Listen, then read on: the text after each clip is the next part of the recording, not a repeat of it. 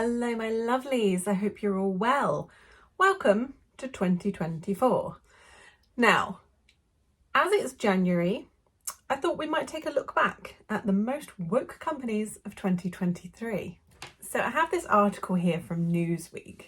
The list of 2023's most woke companies might surprise shoppers. Let's take a look. The list of 2023's most woke companies that conservative shoppers might want to avoid if they wish to align their purchases with their values will probably surprise some people. At the top of the list is Unilever. Now, if you don't know who Unilever are, they are the makers of Dove, Vaseline and other skincare products.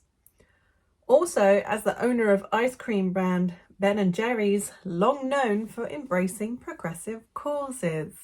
Yes, we've all seen Ben & Jerry's demanding that land is given back to native tribes whilst being on land that was owned by native tribes.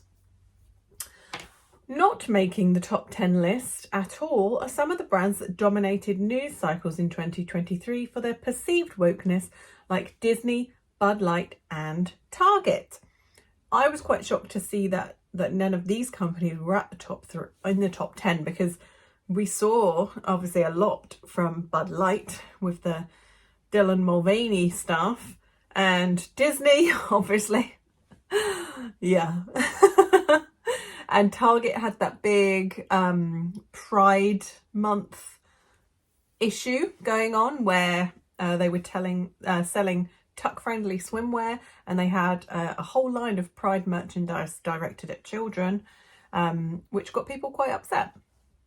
So the list comes courtesy of Veebs.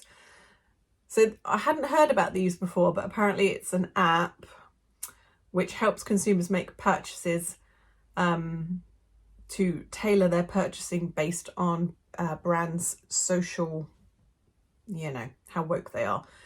Or, it also helps people on the left to avoid conservative companies. But yeah, it's made headlines because it's being used by more right-wing people to avoid the social justice companies. Okay, so while conservatives have dubbed the Veebs product the anti-woke app, it's actually non-partisan in that liberals also use it to identify the brands that lean too far right to warrant their support. The term woke was thrown around a lot in 2023 to describe, for example, Bud Light's hiring of Dylan Mulvaney, and Target featuring Pride merchandise for children. Yeah. Newsweek asked Veebs to construct a top 10 list of the most woke companies using its proprietary method that uses public documents, employee statements, news reports, advertising campaigns, and computations driven in part by artificial intelligence to determine the brand's V-score. To determine the top 10 woke brands of 2023 in the shopping category, products typically available at Walmart, so this is definitely for the American audience rather than UK, Veebs set its database to score brands across 7 value settings: conservative, liberal, social justice, LGBTQIA+, climate emergency, America first, and support veterans, explained Veebs CEO Chris Rhodes. So just like Veebs users set up their own value packs, I need to have a look actually if this includes UK, or if there's a UK version, So users set up their own value packs to weed out undesirable brands they don't want to spend their money on. Veebs did likewise to identify the most progressive companies conservatives might deem overly woke. After crunching the numbers, the top 10 list looked like this. Here we go. Number 1, Unilever. Unilever's a huge company, so it's a parent company. It owns so many others. So you would have to have a look at to see exactly what other companies Unilever owns. Elf Cosmetics, can't say I've ever used any of their stuff.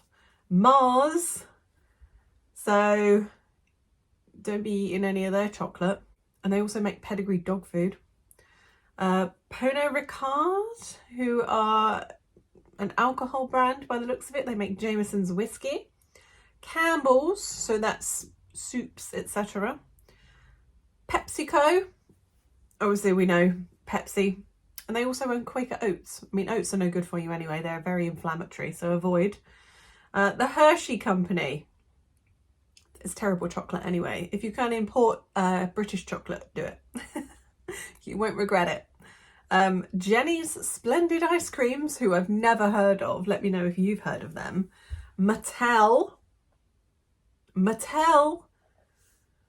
That's a kids company, right? They make toys. And McCormick, who it looks like make condiments and stuff. So, I mean, there's a few on that list that I have heard of, none that I actually use. I mean, obviously with companies like Unilever and stuff, they own so many companies, it's very difficult to know exactly who you're actually buying from. Like my husband was trying to find out which companies Coke own. Apparently they own over 200 companies, and he couldn't find anywhere that gave like the full list of companies. So I don't know. There's no single headline grabbing event that landed any of the top 10 companies on the list. They're simply the companies that more consistently over the course of 2023 connected the dots for liberals. Thus, they might embrace them while anti-woke consumers might shun them, explained Rhodes. That's the CEO of Veeves. Newsweek reached out to all 10 companies to ask about their inclusion on the list, but none chose to comment. So, if you want to let me know what you think of that particular list, if you use any of those companies on a regular basis, perhaps this knowledge is going to change your shopping habits. And do you use the Veeves app? I'm going to go and find out if there's a UK version of it, because I think it's good to know where you're spending your money. But thank you for joining me, and I'll see you very soon.